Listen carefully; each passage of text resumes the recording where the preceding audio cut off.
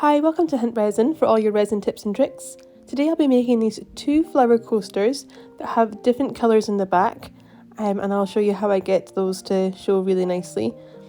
One has a white coloured backing and the other is a clear resin with gold leaf sprinkled through, and then both have clear resin put on top, and I'll show you how I do this. So I've already mixed my resin. Here I'm measuring out the resin that I'm going to use for each coaster and the backing. This is done in a couple of different stages where the resin has to set. So for the first stage, I'm going to be mixing in the colours for the white and gold leaf, and I use between 30 and 40 mils for each of these. I think I just do a wee bit over 30 for each of them this time, just so it covers the back, and you don't want it to be too thick because you're going to be putting flowers on and then putting another layer on top, and you don't want the flowers to come through, so you don't need too much in the bottom layer. So I realised I had the wrong cup, so I actually have a cup with the gold leaf already put in it in quite good sized chunks, and I put in the resin and I give it a good mix to make the gold leaf flow about, and so there's nice big chunks flowing about in the resin. Gold leaf you can do it in so many different ways, but I like doing it this way for this kind of coaster. So I'm going to have nice gold chunks flowing about with some good amount of resin. Now I'm going to mix in the white. So I always do my white with some white silver mica, and then I put in some pigment. So I don't want the white to be too transparent, and to get that effect with the mica I'd have to put loads in and then it wouldn't set because there'd be too much mica in it.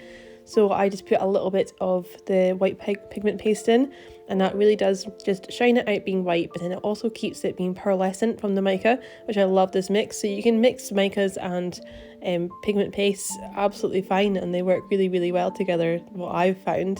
But I would always play about and do a tester first before you decide to do a big job, and then you don't want to ruin it, which happens, and it's happened to me before, so we all learn. But we don't want to waste lots of amounts of resin because it costs a lot of money. So I think that's looking really good there, nice and white and pearlescent. So now I pour out the white. I find it really, really thick actually. It's meant to be over 30 mils, but it didn't feel like it fitted the mould as well as I'd liked. I think it is the pigment. You actually see when I pour the clear and the gold leaf, even though it's the exact same amount of resin, it does flow much easier. So I do think it's the pigment, which is absolutely fine. You could just take a wee bit longer to skim it out over the mould, and it doesn't make any difference to the coaster. I actually use a heat gun, which is double whammy. It actually gets rid of some of the bubbles, which is great, and it kind of makes it flow a wee bit more. I find it helps with that, but it's absolutely fine. And I just put everything to the corners and make sure I try and get every surface covered, because you don't need to use too much resin because you are just doing the bottom of the coaster, and then you're putting a clear top on top, so it is going to be a nice thick coaster. This is just for the colour underneath before you put in the flowers. So now I'm pouring out the clear and gold leaf bottom layer. As you can see, it actually flows so much better than the white did. It's really easy, and it comes out and basically goes into every space and does what resin's meant to, but resin has a mind of its own a lot of the time, so we just have to deal with it and work our way around how it decides to work some days. So I pop that all down and then make sure I get to the corners, and then use a toothpick to get any of the major clear bubbles out. So I did of course go over it with a blowtorch, my blowtorch that I have, but it actually decided to act up and go really, really fierce with the fire, and I couldn't control the controls, so it was quite dramatic. It wouldn't actually go off, so I had to take it outside into the garden, and I did go off, but I left it there because I was quite scared of it. So I actually went over it with a little torch, a little lighter, but then I forgot to record it.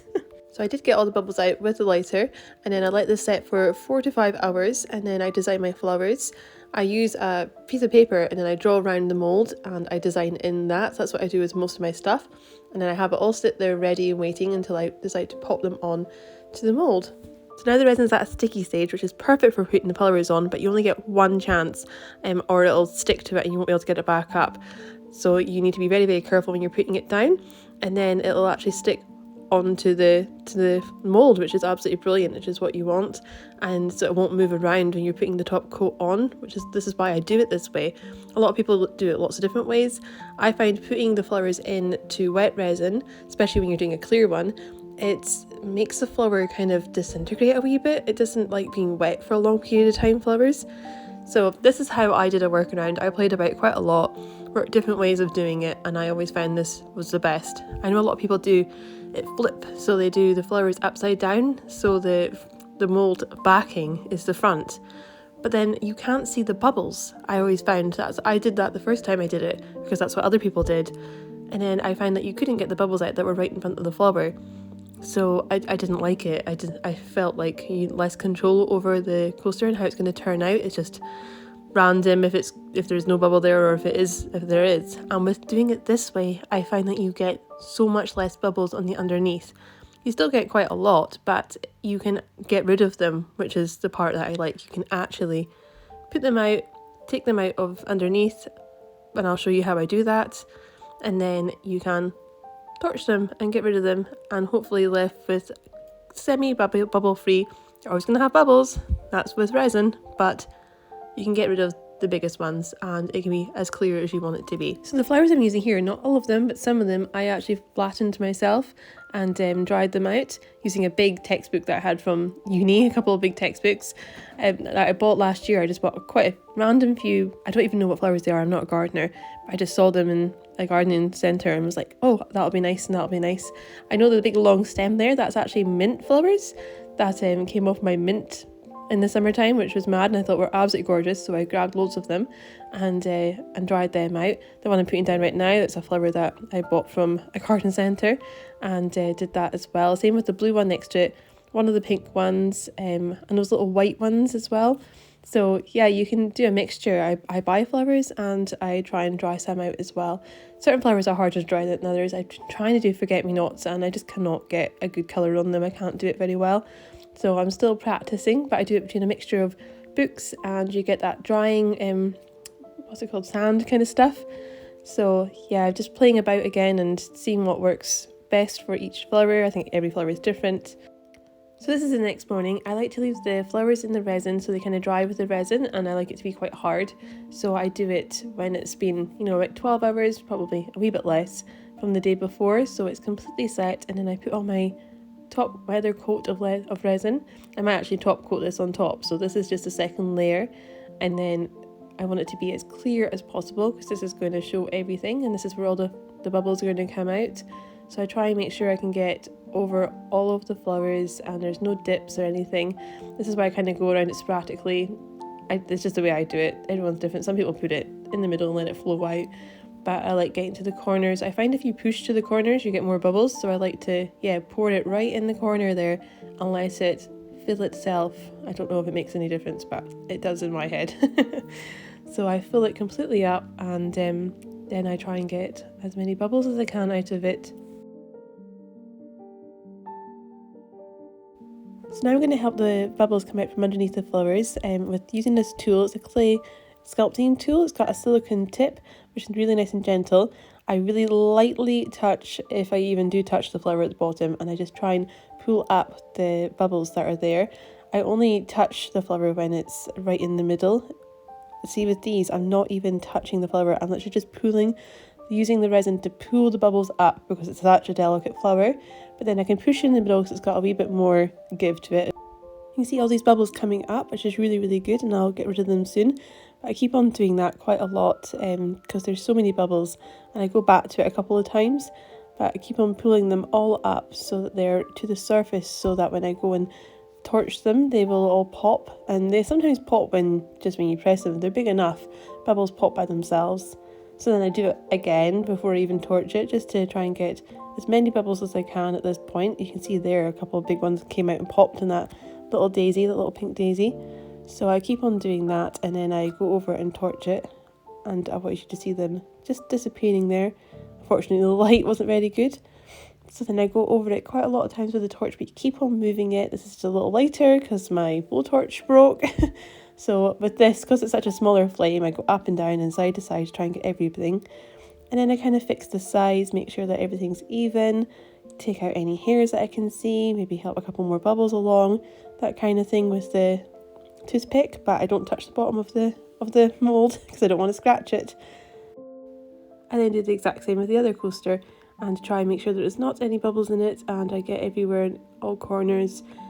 Go over it with the silicone tool and then fire it up with the lighter and try and get rid of as much bubbles as possible.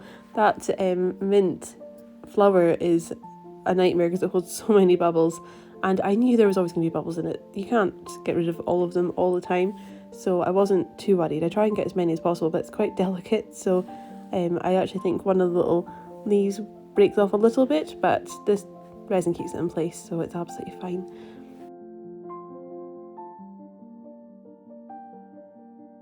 So I torch them a couple of times more, and then I get the bubbles out again and torch them again, and then I leave them until the morning, and then they're all nice and set after about 12 hours, maybe a wee bit longer.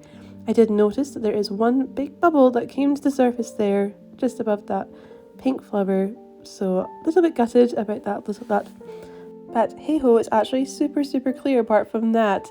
I can actually kind of sand it down. You really can't see it when you're looking straight at it, but I'm a perfectionist, so I don't want bubbles in it on the surface. There's a couple of little ridges that you can get rid of, but I actually think what I can do is I can sand it down and sand down that bubble. I think there's 2 bubbles. You can barely see them though from this angle. And I can sand it down, get rid of that, and then do another top coat so I can dome it just to make it look really nice. This came out so nice as well. I really love it. I think it's beautiful. Against the white, the colours stand out so well, and it's super clear. As I said, that mint flower is going to have bubbles in it, but it didn't bother me too much. It's still really nice, and it doesn't really distract from it, so they're always going to be there, but they didn't come to the surface, not like that other one. So I think they're gorgeous, though. I really do love them. I thought I'd move them from the trays and the pattern, the grid pattern, so you could actually see how clear they are. And I was going to use a toothpick just to kind of put that bubble in so that it comes down, and there's that one there as well. So that's what I do, and then I'll sand it down, and then I'll put some more resin on top. If you want to see that, I could actually do a video on that. I have got a video on sanding down resin mistakes with a bookmark, but it'd be quite good with a bigger item like a coaster. So I might record this and actually show you how I do it, and then you can see the difference between completely sanded and then the clear transition from not being able to see it and all cloudy, and then putting the clear resin on and it completely hiding any problems or fixing any problems. So it's really good. But you can see it's so nice, and the leaves, the gold leaf is just beautiful through it, and it's just sprinkled through, and the flowers. But it's super clear apart from those bubbles, which are absolutely gorgeous, and I do really love it. It's lovely.